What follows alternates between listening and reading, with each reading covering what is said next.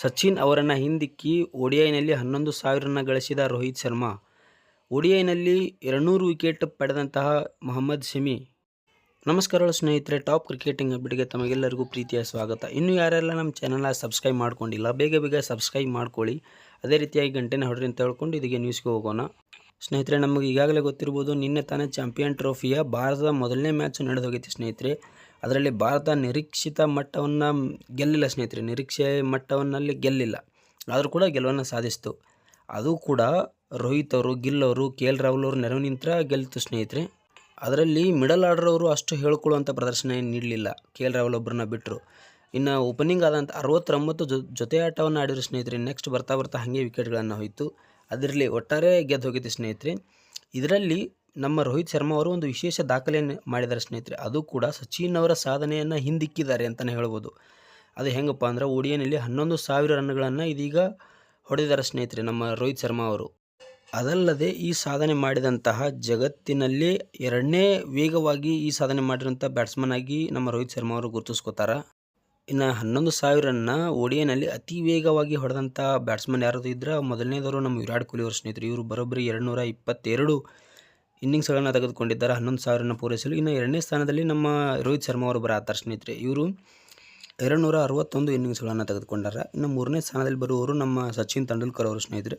ಇವರು 276 ಇನ್ನಿಂಗ್ಸ್ಗಳನ್ನು ತೆಗೆದುಕೊಂಡಿದ್ದಾರೆ. ಇನ್ನು 4ನೇ ಸ್ಥಾನದಲ್ಲಿ ಬರುವಂಥವರು ರಿಕ್ಕಿ ಪಾಂಟಿಂಗ್ ಅವರು ಸ್ನೇಹಿತರೆ. ಇವರು 286 ಇನ್ನಿಂಗ್ಸ್ಗಳನ್ನು ತೆಗೆದುಕೊಂಡಿದ್ದಾರೆ. ಇನ್ನು 5ನೇ ಸ್ಥಾನದಲ್ಲಿ ಬರುವವರು ನಮ್ಮ ಮಾಜಿ ಕ್ಯಾಪ್ಟನ್ ಆದಂತಹ ಸೌರವ್ ಗಂಗೂಲಿ ಅವರು. ಇವರು 288 ಇನ್ನಿಂಗ್ಸ್ಗಳನ್ನು ತೆಗೆದುಕೊಂಡರು ಸ್ನೇಹಿತರೆ.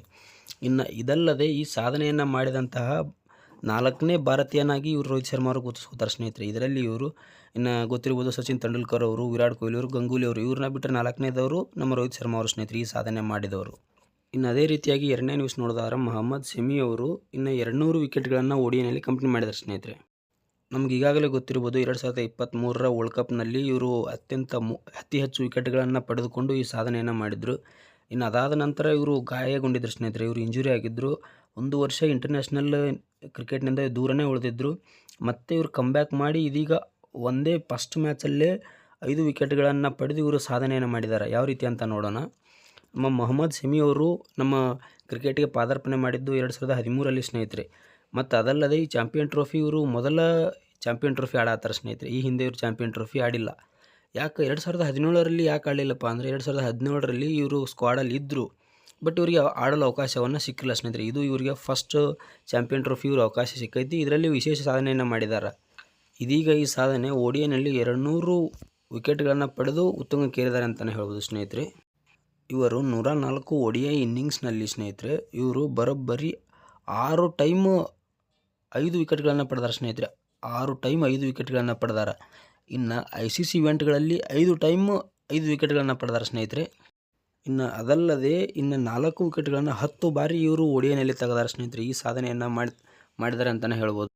ನಿಮ್ಮ ಅನಿಸಿಕೆ ಏನು ಅಂತ ಹೇಳಿ ಕಮೆಂಟ್ ಮಾಡಿ ಸ್ನೇಹಿತರೆ. ಮತ್ತೆ ಸಿಗೋಣ. ಇವರು ಇನ್ನೂ ಹೆಚ್ಚು ರೋಹಿತ್ ಶರ್ಮಾ ಅವರು, ವಿರಾಟ್ ಕೊಹ್ಲಿ ಅವರು ಹೆಚ್ಚು ರನ್ಗಳನ್ನು ಹೊಡಿಲಿ, ಹಾಗೆ ಮೊಹಮ್ಮದ್ ಶಮಿ ಅವರು ಹೆಚ್ಚು ವಿಕೆಟ್ಗಳನ್ನು ಪಡಲಿ ಅಂತ ನಮ್ಮ ಅನಿಸಿಕೆ. ನಿಮ್ಮ ಅನಿಸಿಕೆ ಏನು ಅಂತ ಹೇಳಿ ಕಮೆಂಟ್ ಮಾಡಿ. ಮತ್ತೆ ಸಿಗೋಣ.